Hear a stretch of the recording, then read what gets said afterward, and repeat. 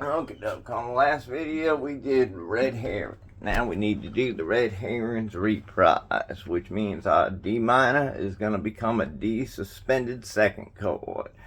I'm going to do D suspended second chord for 3 beats, A minor seventh for a half a beat, C for a half a beat.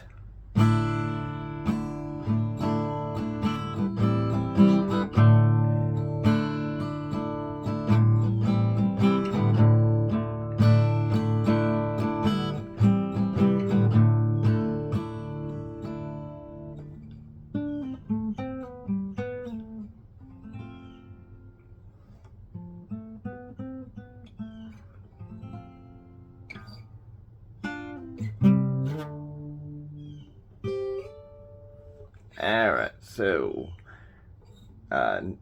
no lead pattern to this. See, the guitars converge. If there's 2 guitars, guitars converge on the D suspended second to A minor seventh to C. And then the lead picks up with so all key of C. D, pull off to C, A. C, slide to B, G.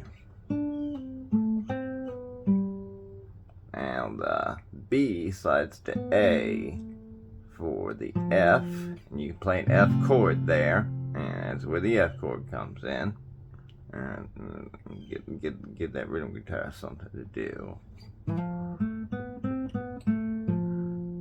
It's just gonna be an F, A, B, C, B, A, F. Again, strum that F chord again, rhythm guitarist. Then we're just gonna launch from 2 note on the 2nd and 3rd string, D minor to C. Again, that's 6 and the 7th fret to the 5th fret. And then we're going to take a C 5th chord and just slide it on up to a D 5th chord. Now we're going to do that on the high end from the 10th or from the 8th fret to the 10th fret on the 1st and the 2nd string. Slide from that C 5th to that D 5th. Next part.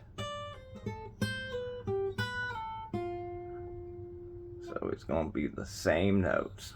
D, pull off to C, A. C, slide to B, G.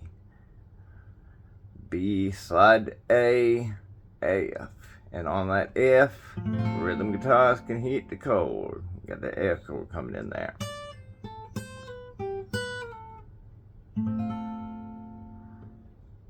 Alright. Now, we were in the key of C. We're going to go ahead and move to, I do have the book here, that's what I am looking at, to a D minor key. With the D minor chord at the end there. And those notes are going to be D, E, F, G, A, G, F, E, D, C sharp, D or D minor chord. Get the rhythm guitar something to do. Now, A minor part. Right here. Yep, A minor chord, A minor part. And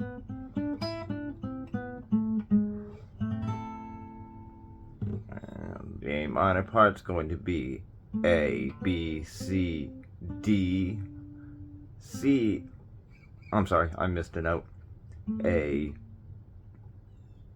one more time. A, B, C, D, E, D, C, B, A, G sharp, A, or A minor. Get that rhythm guitar. Anyway, yep.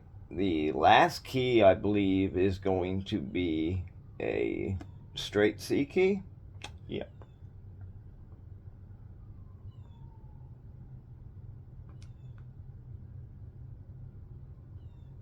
And we're going to be taking this at a kind of a D flat 7 type deal.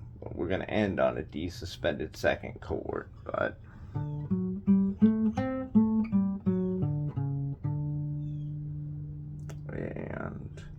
is going to be kind of combining the major and minor together, because we're ending on a C sharp here and going back to D, but our little melody part is going to be D, F sharp, G, A, C. And so, we could call this a D, more because it's got the F sharp in there. Let's call this the D minor key, not the C key, more D minor key, but we're ending it on a D suspended second chord. So, and it does have that flat 7th note in there. So, well, it's setting up the next section, which is going to be the key of C. Or I'm sorry, key of G. It's got that F sharp in there. But here we go. D, F sharp, G, A, C, A, G, F sharp, D, C sharp, D, D suspended second. Alright, now we're going to get to our moving key part.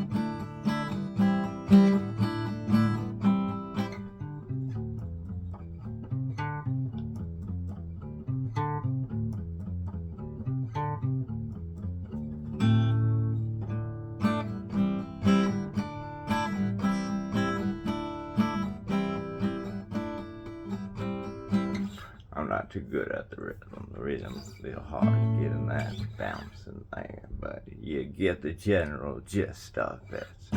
I'll be having to show you about the moving key part, but there's also a rhythm to go along with it. Well, the moving key part to start, just that D, F sharp, G, A, C, A, G, F sharp. We're just playing that pattern over and over.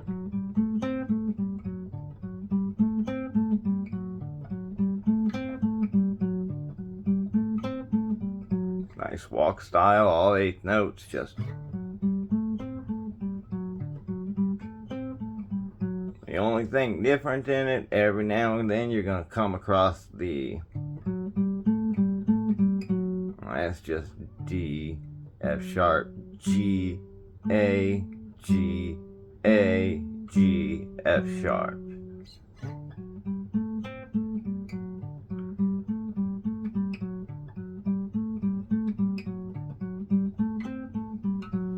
Next, D, C, D, E, F, E, D, C, D, C, D, E, F, E, D, C, D, C, D, E, F, E, D, C, D, C, D, E, F, E. And this is where we're going to hit the C to C sharp. Also, if it's the other guitar playing it, that final part is D, C, E, D, C, D, E, F, E, D, C, E, C, D, E, F, D, and we're hitting the lower A with a medium A, and we're hammering on the minor to the major, the C to the C sharp. So yeah, the rhythm guitarist might not want to have a pick for this part. That would make that a little hard, but I mean, just okay, you don't have to make it as complicated as that. That's just got what I've got written down for how I actually want it to go. I'd have to practice the out of that thing, or somebody, you know, two guitars. That's the problem with two guitars and being one guitarist. That's the proper end there. And it ends on a D note. The other one ends on an E note. This one, the lower part, ends on a D note to give complement to that D suspended second chord. An A note showing up on the rhythm part with that chord. So you still have that D note ringing out whenever the chord shows up with the A note and the C to C sharp in it. And, well, the E note's no longer ringing out. The rhythm guitarist is, or the lead is going to already be jumping to that.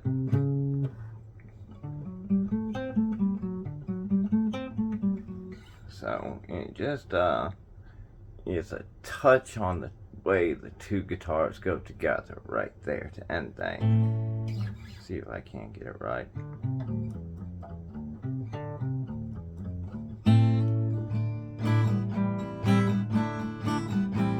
Better, but you get the idea. And the rhythm guitarist, or I'm sorry, the lead guitarist would be ending it on. Let the background noise pass. All right, here we go.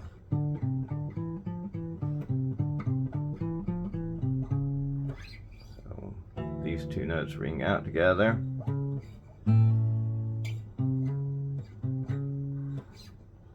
There's kind of a nice touch on it before it goes back to the D suspended, and this part D suspended to C,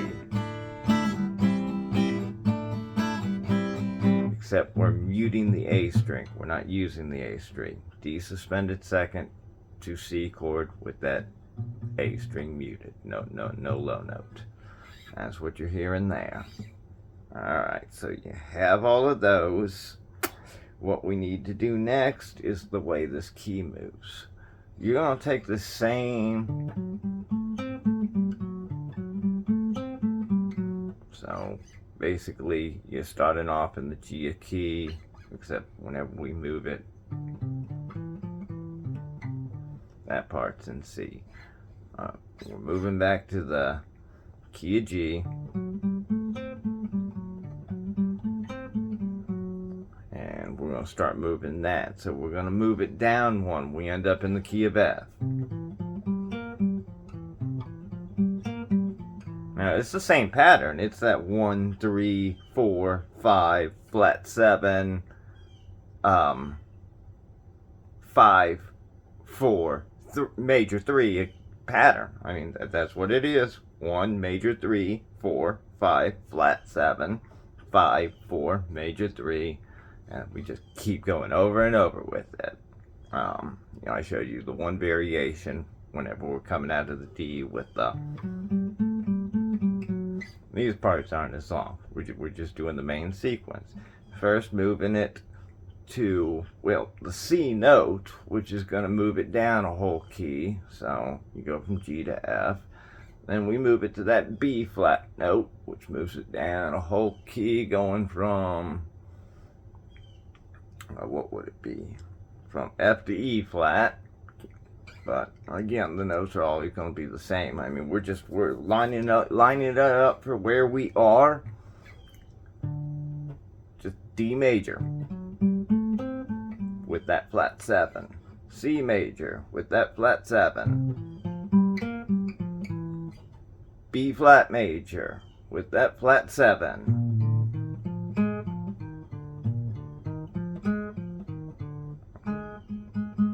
And that's what the chords are playing off of. The chords for this part, we started with that D suspended second working to that C chord, but we don't use the one note. Well, we're going to do kind of the same thing here. We're going to start with, for the C part, C to a B flat chord. You don't have to use the one note though. Keep the one note out of it because, well, C,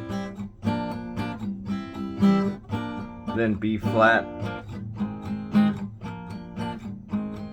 And And we just use the 3 notes across the 1 string to produce our A flat chord. So it's just a A-type bar chord, but we're muting our 5 and our 1 strings. We're just not playing those. We're trying to make those make as little sound as possible, muting them and trying not to hit them. So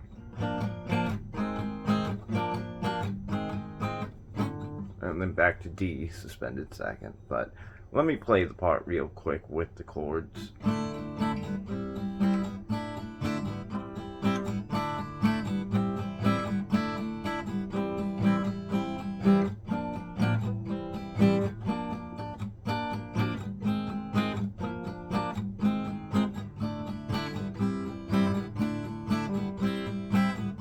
And you see how it goes.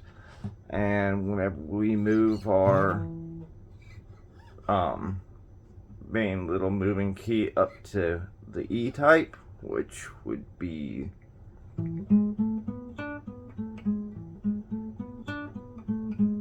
it's going to be out of the key of A, but looking at it from the key of E, we know we have that 1 major 3, 4, 5, flat 7, 5, 4, major 3 pattern we're working.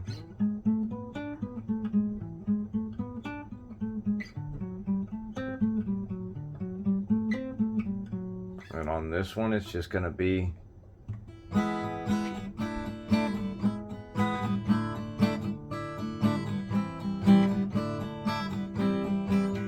so 4 notes on an E chord to D suspended second, 4 notes on an E chord to D suspended second, D suspended second to C, D suspended second to C, and then we're back into the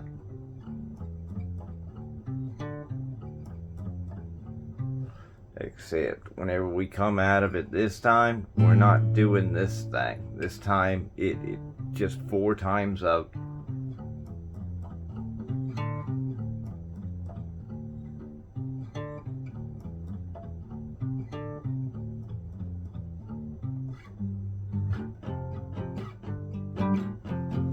And what we're going to be doing is G chord, F chord, G chord, F chord, whatever you're comfortable with. Usually, I want to get the 3rd note in there as long as, well, it's the 1 and 5. So, you know, the lead guitar's covering the low notes, so those 2 through 4 string covering the 3, 4, and 5 fret, E-type G chord, E-type bar chord with the G chord, and that's enough. Just work that G to F, and then back to the D suspended second to C, D suspended second to C. Eventually, it's going to go from A to G, A to G, back to G to F, G to F. D to suspended second to C, D suspended second to C. And at one point it's going to elongate it a little bit too, to make for, well, it not just being 1, 1, 2. Eventually it's going to be 2, 2, 4. And that'll take us to the ending, and we are back to the main part, key of C. And wait, this will take us to our first diminished part.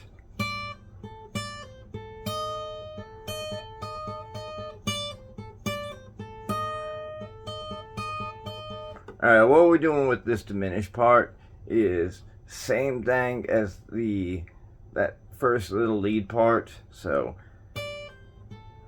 we're pulling off D to C, A, D to C, A. But now we're adding an E flat note in there and ringing it out against an A note. So E flat note and A note.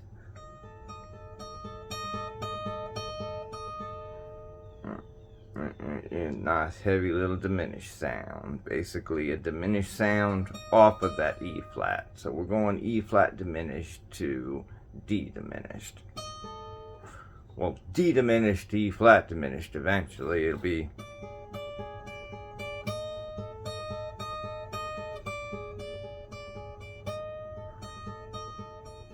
and whenever that D diminished comes in, we're not just picking up an E flat note, we're also going to be adding an A flat into the mixture. So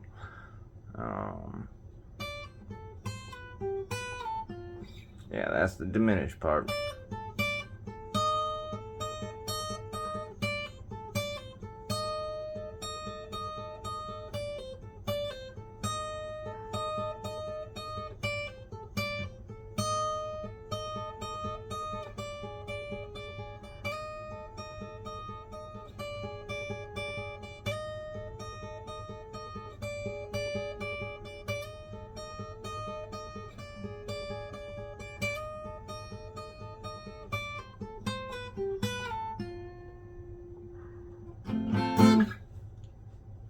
Now, chorus has got a chord part to it.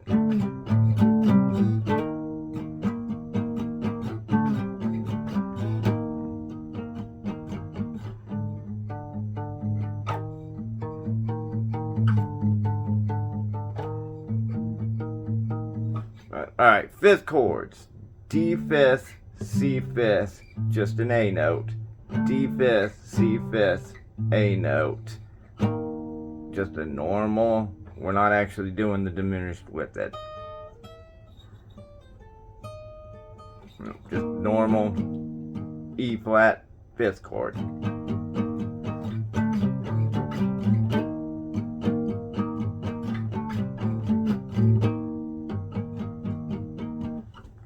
And it is hard to hit that A note alone, so if the D fifth chord rings out, but put emphasis on getting the A note to sound. So, whoops, my bad.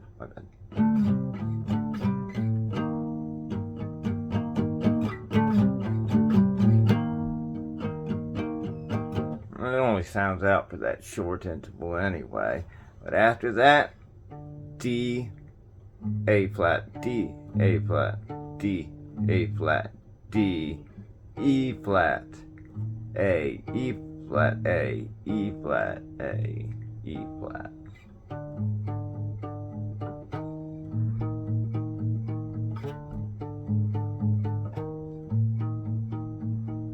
You're just matching what the higher end's doing. And, well, once it repeats everything 4 times each.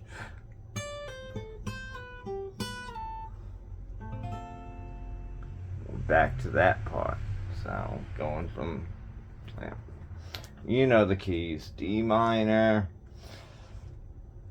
Well, actually, it starts in the key of C.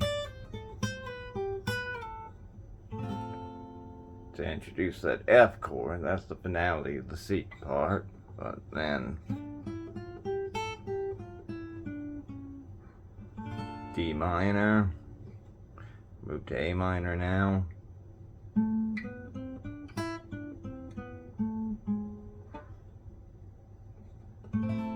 A minor, not D minor, A minor. I about did D minor. I thought better of it.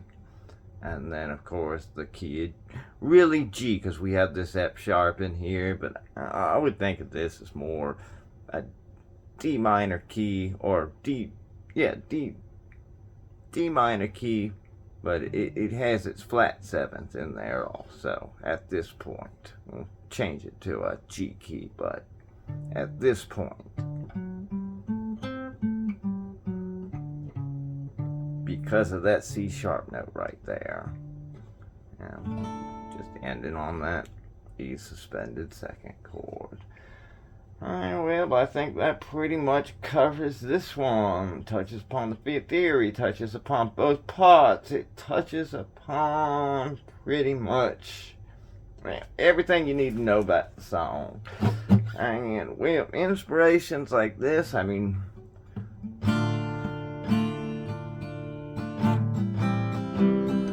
basically by dropping that F note and opening up that E note, not limiting ourselves to we have two keys and scales with that F note in it. We open up our sharps. We open up the F sharp. We open up the ability to just do a few other keys other than just that one. Well, you saw what we did with it. Didn't necessarily take advantage of it just to move into the sharps. We did a lot more than just that. We still went every which direction, I do believe, including into a diminished part in this one. And, well, it's just what comes. It's what kind of formula, what kind of theory, what kind of pots can you throw into it that stick, that are worth keeping, that make the song what you want it to be, as whole as it can, as creative as possible, and with parts that you're going to want to play over and over again, that won't get old and boring and tiresome despite the length of the song and all there is to it.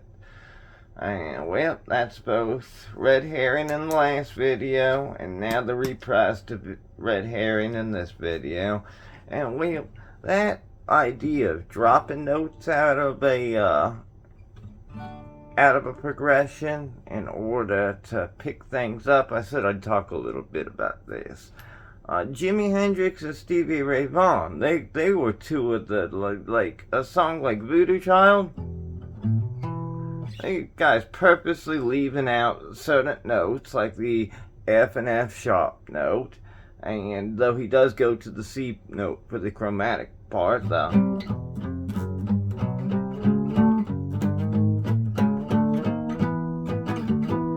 C note's pretty much left out of the progression for the most part as well, and that's supposed to opening up, well, through the F note not being there, both your circle of fourths and your circle of fifths to the progression.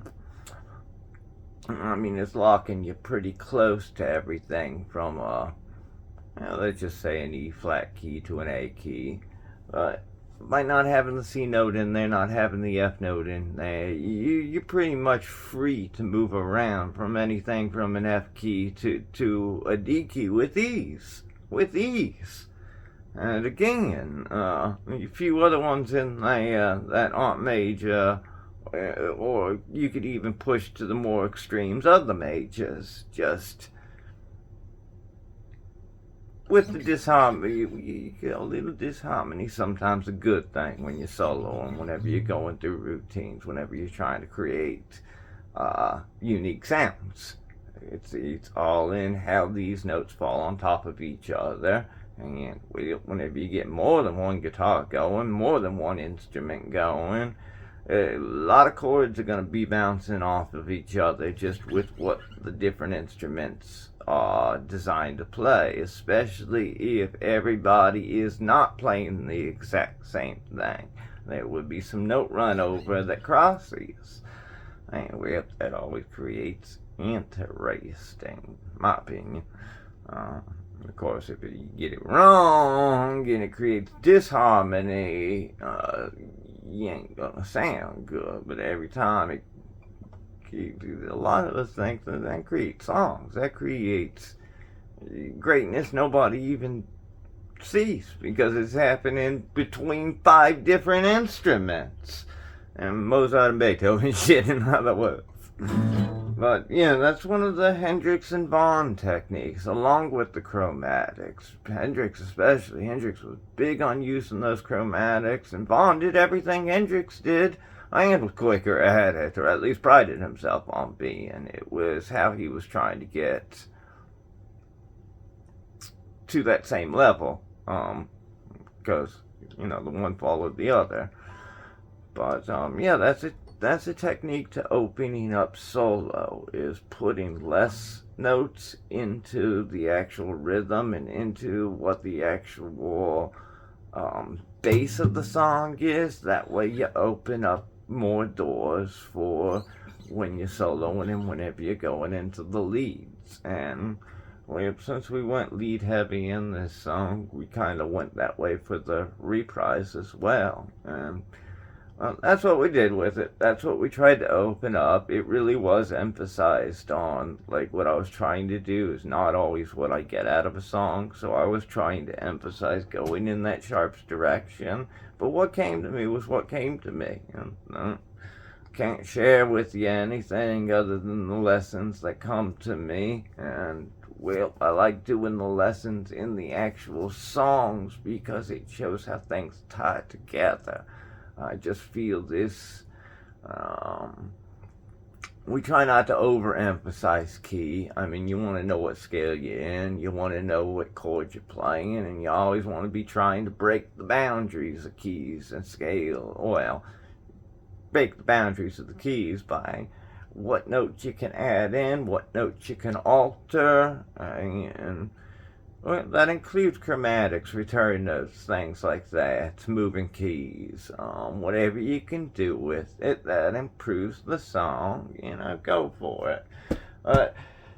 I'm not going to jump into a Jimi Hendrix and Stevie Ray Vaughan lesson. I'm just going to let you know that, sometimes whenever you're seeing notes missing from a song and they're not emphasizing on those, well, look to what the soloist is doing. Because a lot of times that's where, if those notes are missing, that's where it's opened up. And that's where those notes are going to be applied. But in most likely variations, different scales, different usage, flipping from one note to the other, making it interesting. And yeah, just a couple of, that's one of the techniques of the greats, and that's one of the things Vaughan and Hendrix were able to do and do well. It's to an impressive degree. That does it for this lesson. We will get to the next one soon. That does it for Red Herring and its prize.